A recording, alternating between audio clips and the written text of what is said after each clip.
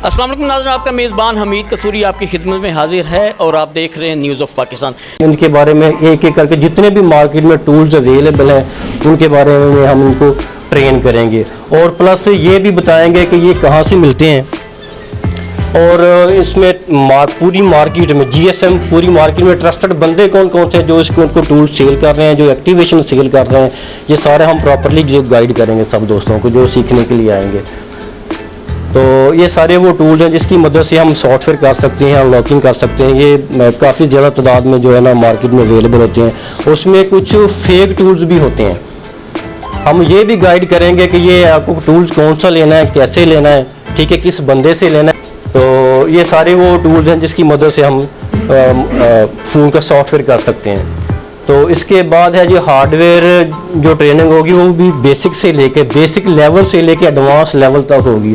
वो basic and advance level कौन सा है वो आगे चल के हम देखेंगे। जिस तरह की ये देख रहे हैं कि ये IC उतारने की मशीन है, इससे पहले एक मैनुअल मशीन आती थी, वो अब ऑलमोस्ट वो ख़त्म हो चुकी है।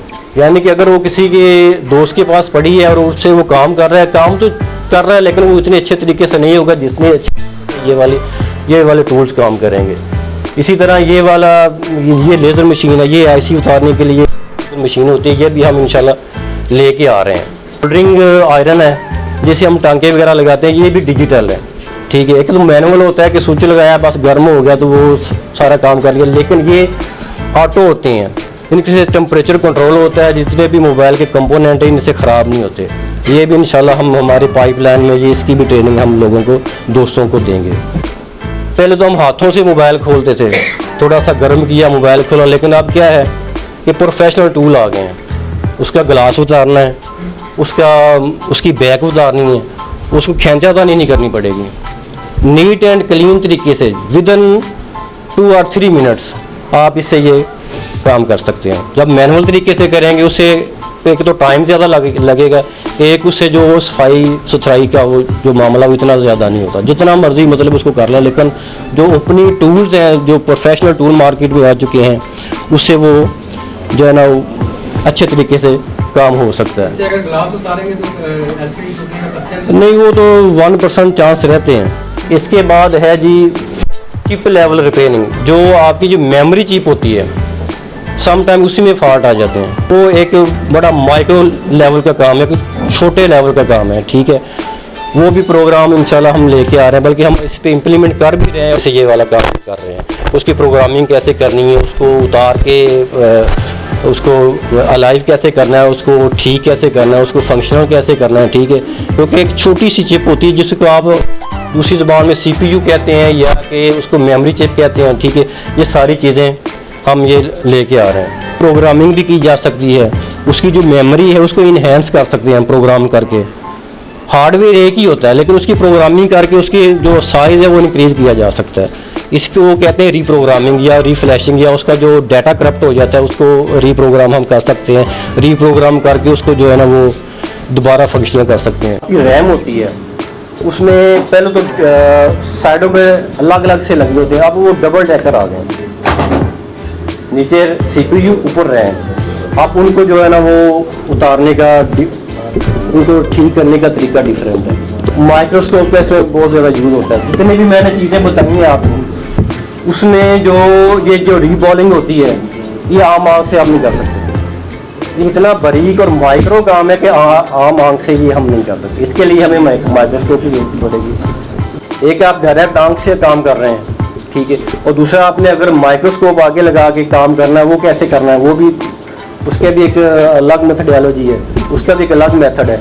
अहम चीज़ है कि बोर्ड का जो फॉल्ट, अगर कोई फॉल्ट आ जाता है उसको डायग्नोज करना कैसे करना है। पहले तो होता था कोई मल्टीमीटर पकड़ लेते थे, सारे कंपोनेंट को उठा के चेक करके तकरीबन 2-3 घंटे एक बोर्ड पे लग जाते थे। अब ये क्या कि थर्मल टेक्नोलॉजी आ गई, और मुझे ये बताते हुए खुशी महसूस हो रही है कि ये हम थर्मल टेक्नोलॉजी ला चुके हैं।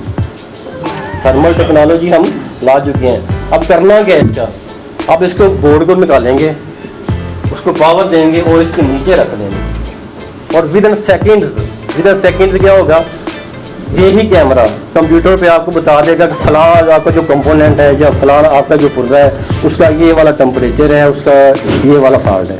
ठीक है, ये अल्हम्दुलिल्लाह ये चीज़ हम ला चुके हैं। क्या होते हैं तो ये हमने चाइना से डायरेक्ट इम्पोर्ट किया। ये एक दूसरी कंपनी का ये थर्मल कैमरा है और ये इसका जो एक्सपेरिमेंट है ये देखें ज़रा, ये आपको बता रहा है कि 42.2 सेंटीग्रेड का टेम्परेचर है। ठीक है, ये सारे जो मोबाइल का जो टेम्परेचर नॉर्मल है लेकिन जिसका टेम्परेचर हाई हो रहा है उसको उसे इंडिकेट कर दिया, उसको उसने क्रॉस कर दिया हुआ है। इसका 42 काउंट। ये वाली चीज़ें हम अल्हम्दुलिल्लाह ये कर रहे हैं।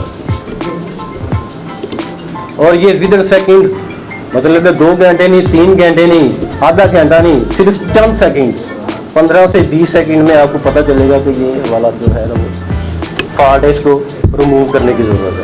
अगर आपको स्क्रीन पर नज़र आ रहा है तो ये eMMC IC है, अब इसको उतारना भी है। ठीक है, तो ये जो चिप है, ये वाली चिप हर मोबाइल के अंदर लगी होती है, इसकी प्रोग्रामिंग की मैं बात कर रहा हूँ। अब जब ये उतर जाएगी तो क्या होगा, तो इसको ठीक करके दोबारा लगाना भी है।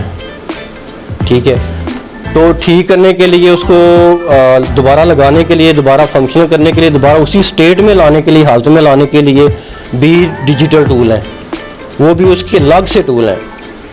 एक IC उतार तो लिया है, अब उसको रीबॉलिंग करनी है। जिस तरह के ये आप देखेंगे कि ये छोटे छोटे से डॉट से नज़र आ रहे हैं। ठीक है, अब ये हमने उतार तो लिए, अब इसको बैक भी लगाना है उसको वापस करके। लेकिन ये अब पॉइंट्स बनाने के लिए जो होंगे वो अलहदा से टूल होंगे, उसके लिए अभी हम जो है ना वो ट्रेनिंग दे रहे हैं।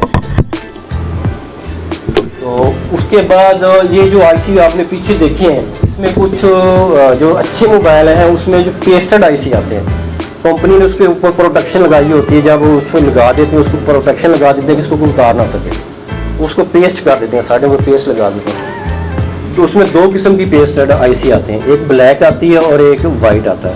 जो ब्लैक पेस्टेड होते हैं वो थोड़ा सा उतारना मुश्किल होता है, और जो उसमें वाइट पेस्टेड IC होते हैं तो वो जो होते हैं वो थोड़ा सा उतारना आसान होता है उससे, लेकिन उनको सेफली किस तरह रिमूव करना है ये भी एक तरीक़ेकार होगा, ये भी एक स्टडी है।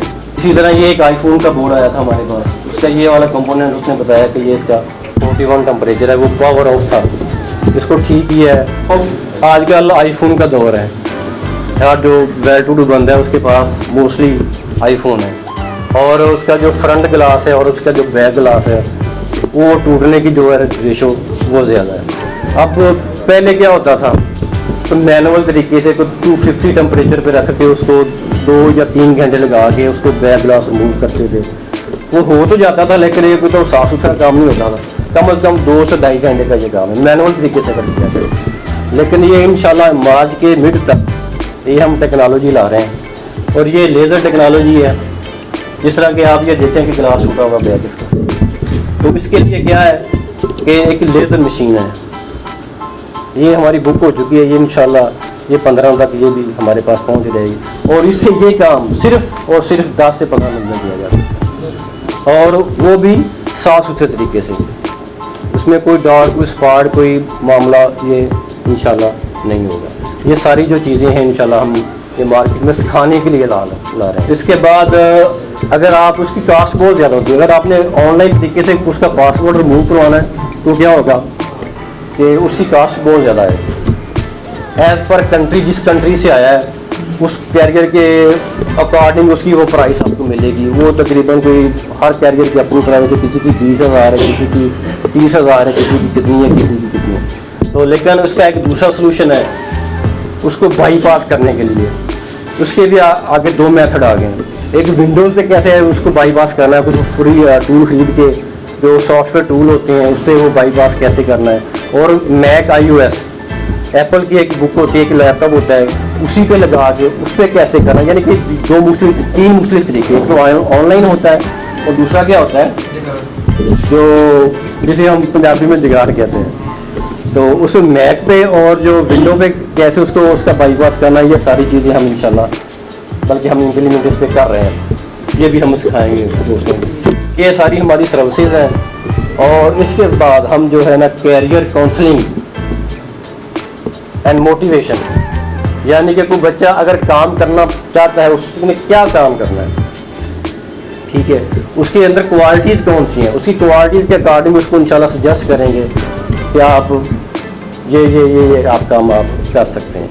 और दूसरा, जब हमारे पास ये ट्रेनिंग मुकम्मल हो जाएंगी उसके लिए हम इंशाल्लाह जॉब्स का भी इसका जो अरेंज करेंगे, क्योंकि मोबाइल फ़ोन में बहुत सारी जॉब्स हैं मार्केट में, जो बड़े बड़े सेंटर बने हुए हैं या जो ऑर्गेनाइजेशन बनी हुई है, जिस तरह के ओप्पो वीवो के सर्विस सेंटर हैं, सैमसंग के सर्विस सेंटर हैं, इंशाल्लाह जो जॉब्स हैं वो भी हम उनको ढूंढ कर देने के लिए उनको हेल्प करेंगे।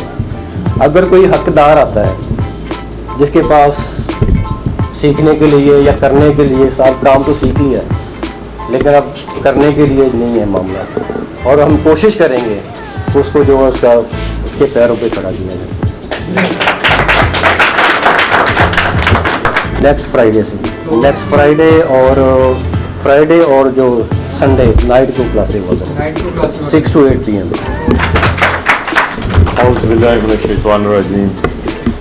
बिस्मिल्लाहिर्रहमानिर्रहीम।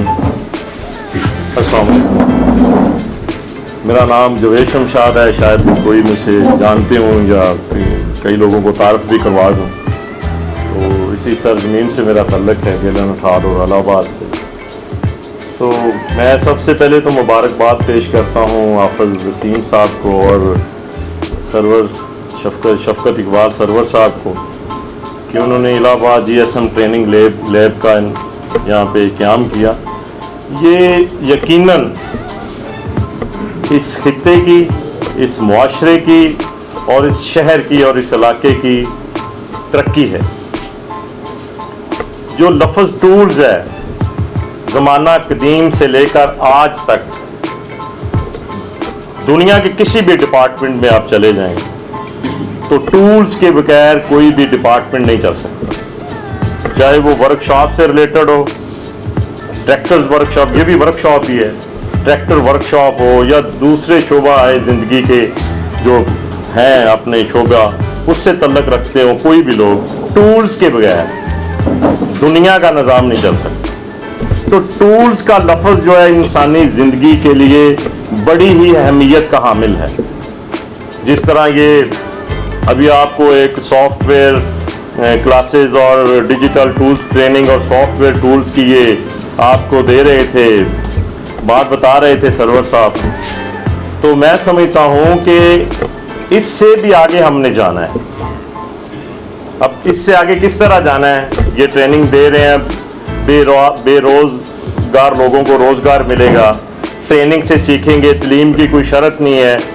तो ये इनका देखें कि इनकी कोशिश और ख्वाब था कि 3 साल से मैं ये कोशिश कर रहा था कि मैंने इसको एक लैब बनानी है जो लोगों के लिए एक प्रोग्राम लेकर आए, उनके रोज़गार का ज़रिया बने, उनको सीखने का एक मौका मिले। तो अब इन्होंने ये टूल्स जो बताए हैं कि कैसे स्क्रीन को फिक्स करना है मोबाइल पे, किस तरह सॉफ्टवेयर को अपडेट कर रहे हैं, iCloud का इशू हो या दूसरे जो भी इश्यूज़ हैं, लेकिन मैं चाहता हूँ कि बैसियत कौम हम इससे आगे जाएं कि जो टूल्स आपको इस वर्कशॉप के लिए जिन चीज़ों की ज़रूरत है ट्रेनिंग के लिए, ट्रेनिंग एक अलग टॉपिक है, आपने सीखना है, ट्रेन होना है एक डिपार्टमेंट में। और दूसरा इससे बड़ा मकसद टॉपिक है कि आप ये टूल्स खुद बनाएं, तब पाकिस्तान की तरक्की कोई दुनिया की ताकत नहीं रोक सकती। कि ये टूल्स आपको किसी फॉरेन कंट्री से इंपोर्ट ना करना पड़े। आज अगर आप गौर करें इस बात पर कि हमें जो भी हमारे पास पैसा आता है डॉलर्स की सूरत में, हम तो दूसरे मुल्कों को दे देते हैं, चाइना को दे देते हैं, अमेरिका को दे देते हैं, या यूरोप के जो कंट्री हैं जो तरक्की याफ्ता ममालिक हैं। ये एक छोटी सी बात नहीं है, बात को ज़हन में बिठा लें आप। 50 खानदान 100 खानदान बैठा हुआ है, आप पाकिस्तान के रिस्पॉन्सिबल पर्सन हैं और आपके ही हाथों से इस मुल्क की तरक्की होनी है। इसको डीपली सोचने की ज़रूरत है कि इस मुल्क की तरक्की किस तरह होनी है, जिस तरह चाइना ने की है, जिस तरह ताइवान ने की है, जिस तरह अदर कंट्रीज ने की है, जिस तरह आपके सामने बांग्लादेश ने की है। इन टूल्स को जब तक हम बनाएंगे नहीं, दूसरे मुल्कों में भेजेंगे नहीं, तो फिर हम एक खुशहाल पाकिस्तान का क़याम कभी भी नहीं कर सकते। तो मेरी आप सबसे ये गुजारिश है, ये यहाँ से ट्रेनिंग भी हासिल करें ये बहुत ज़रूरी है। मोबाइल्स मार्केट के लोग बैठे हुए हैं, पढ़ी लिखी पर्सनैलिटीज़ यहाँ पे तशरीफ़ फरमा है। मियाँ ताहिर साहब मेरे सामने तशरीफ़ फरमा है, हमारे लिए बड़े ही काबिल एहतराम है। एक तलीमी इदारे को रन कर रहे हैं, चला रहे हैं, वो भी कौम की खिदमत है। देखें, रोज़गार मुंसलिक होता है हर इंसान का हर डिपार्टमेंट के साथ, लेकिन कामयाब हमेशा वो लोग होते हैं जो डिलीवर करते हैं, तकसीम करते हैं। क्योंकि अल्लाह ने जो दुनिया का निज़ाम बनाया ना, मेरे तज्जिए के मुताबिक या मेरे इल्म के मुताबिक, वो तकसीम करने के लिए बनाया है। ठीक है, इस तरह इंसान को भी इसलिए बनाया गया है कि तकसीम करो जो जो तुम्हारे पास इल्म है, लेकिन रास्ता पॉजिटिव होना चाहिए, नेगेटिव नहीं। ये ना हो कि आप गन बना लें और पूरे मुआशरे में गन्ने तकसीम करते फिरें। हर चीज़ की एक लिमिट मुकर्रर की गई है कि आपके पास जो इल्म है, जो कुछ है, वो मुस्बत सोच के साथ लोगों में डिलीवर करें। उससे क्या होता है, इंसानियत की फलाह होती है, और जहाँ पे फलाह होती है उस मुल्क की तरक्की तो कोई रोक ही नहीं सकता, कभी भी नहीं रुक सकती।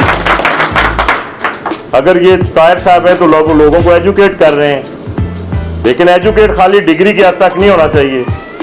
मुआशरे के जो अदब अदाब हैं, जो हमें इस्लाम कहता है, जो इंसानियत कहती है, उसको भी फॉलो करें। तो इसी टॉपिक पर आते हुए मेरी आप सबसे नौजवानों से गुजारिश होगी कि आपने ये टूल्स बनाने हैं कि कल को नेपाल, श्रीलंका और अदर कंट्रीज, थाईलैंड हमसे कहे कि ये टूल्स पाकिस्तान से मिलते हैं, फिर पाकिस्तान की तरक्की है। अल्लाह हम सब का हामी और नासर हो। पाकिस्तान जिंदाबाद।